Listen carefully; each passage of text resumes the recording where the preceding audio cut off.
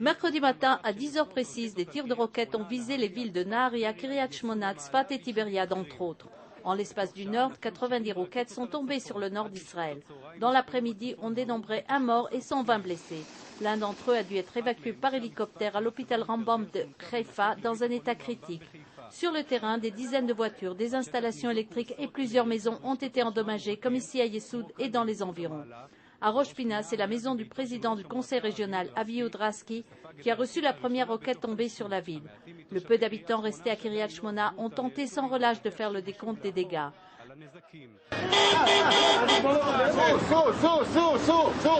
Quelques minutes avant les tirs, un convoi d'autobus a quitté la ville transportant plus de 1000 habitants hors de portée des Katyusha vers Elat. Tout en montant dans les autobus, les voyageurs ont entendu une alerte de tir tout proche qui s'est effectivement confirmée.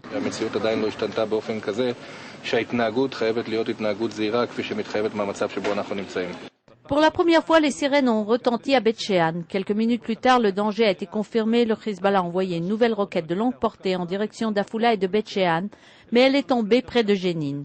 Dans l'après-midi, une autre roquette de longue portée a été tirée en direction d'Afula. Les débris se sont éparpillés dans la vallée de Yezreel sans faire de blessés.